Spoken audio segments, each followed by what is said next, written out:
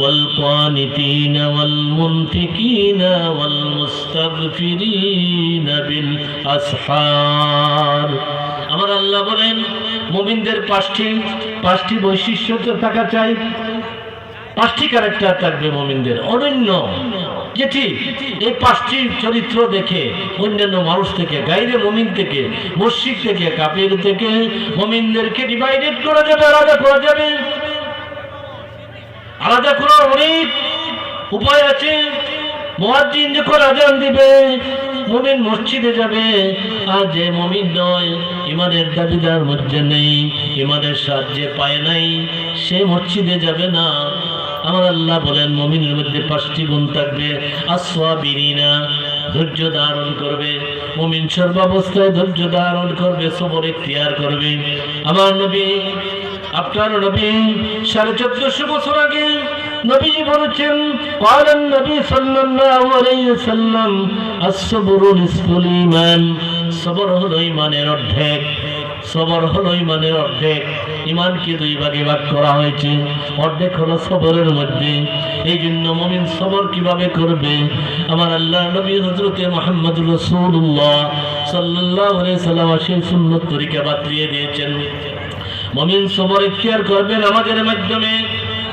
হযরত লুকমান আলাইহিস সালাতু সালাম তার ছেলেকে যে নসিহত করেছিলেন, যে উপদেশ দিয়েছিলেন, যে অ্যাডভাইস করেছিলেন, ও আমার পুত্র, ইয়া বুনাইয়া আকিমিস সালাতা ওয়া'মুর বিল মারুফ ওয়া নাহি আনিল মুনকার ওয়াসবির আলা মা আসাবাক ইন্না যালিকা মিন নাজমিল উমুর।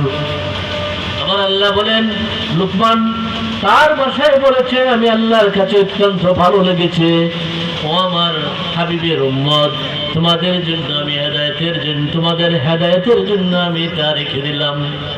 লুকমান হাকিম বললেন, ইয়া বুনাইয়া, ও বারাদরের ছেলে, ও আমার প্রিয় বৎস, দিনের কান দিয়ে শুনো, আকিমিস সালাহ, নামাজ কায়েম করো, নামাজ প্রতিষ্ঠিত করো, ওয়া'মুর বিল মারুফ, আর মানুষকে সৎ কাজের আদেশ প্রদান করো, ওয়া নাহি আনিল মুনকার, আর মানুষকে অসৎ কাজ থেকে ফিরিয়ে রাখো, ওয়াসবির আলা মা আসাবাক, আর ধৈর্য ধারণ করে আমার ছেলে, যেভাবে ধৈর্য ধারণ করলে আল্লাহ খুশি হবে, ধৈর্য ধারণের যে হক আছে, সবরের যে হক আছে, সেই হক আদায় করে তুমি ধৈর্য ধারণ করো।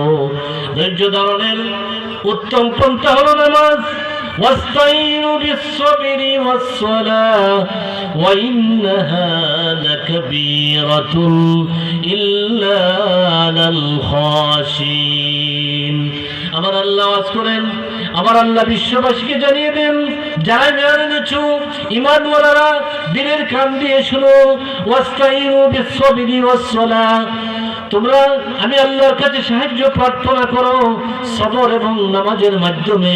সবরের কথা আগে বলা হয়েছে, ধৈর্য ধারণ করো, বিপদে মুসিবতে সর্বাবস্থায় ধৈর্য ধারণ করা, হায় হায় হায় না বলা, কোনো বিপদে পড়ে অসুস্থ হয়ে মানুষের কাছে বলে বলে না বেড়ানো, আমি অসুস্থ হয়েছি, আমার এই বিপদ এসেছে। আপনি বলুন আল্লাহর কাছে, যে আল্লাহ আপনাকে সৃজন করেছেন, যে আল্লাহর হাতে আপনার জীবন মরণ, যে আল্লাহ আপনার জীবনের প্রত্যেকটি শ্বাস নিঃশ্বাসের মালিক, সেই আল্লাহর কাছে আপনি ধৈর্য ধারণ করুন আর বলুন, আল্লাহ তুমি আমাকে মুসিবত দিয়েছে, মুসিবত থেকে তুমি আমাকে উদ্ধার করো, মুসিবত থেকে তুমি আমাকে উদ্ধার করো। নামাজের মাধ্যমে সাহাবায়ে কেরামগণ নামাজের মাধ্যমে ধৈর্য ধারণ করেছেন। তারা যদি দুনিয়াতে কোনো মুসিবতে পড়েছেন, অসুস্থ হয়েছেন, কোনো দুঃসংবাদ পেয়েছেন, সাথে সাথে তারা নামাজে দাঁড়িয়ে গিয়েছেন। নামাজ হলো বান্দা এবং আল্লাহর মধ্যে একটি সেতুবন্ধন স্থাপন করে। বান্দা যখন নামাজে দাঁড়িয়ে যায়, আমার আল্লাহ এত খুশি হন। বান্দা যখন সিজদাতে যায়, হাদিস শরীফে আছে, আল্লাহ রাব্বুল আলামিন নবী মুহাম্মদুর রাসূলুল্লাহ সাল্লাল্লাহু আলাইহি ওয়াসাল্লাম বলেন, বান্দা যখন সিজদায় যায়, মানুষ যখন সিজদায় যায়, আল্লাহ রাব্বুল আলামিনের রহমত তাকে এমন ভাবে ঘিরে রাখে, আল্লাহ রাব্বুল আলামিনের রহমত তার উপর এমন ভাবে অবারিত নাজিল হতে থাকে, অনবরত নাজিল হতে থাকে।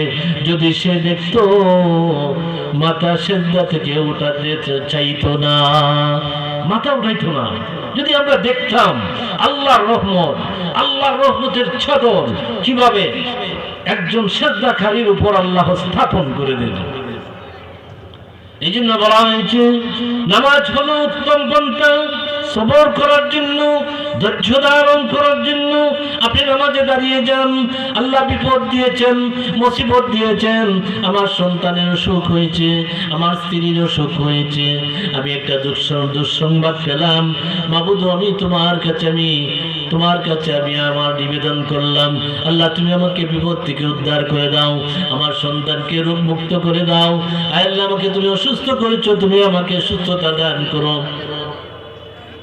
এটি মুমিনের চরিত্র হওয়া চাই।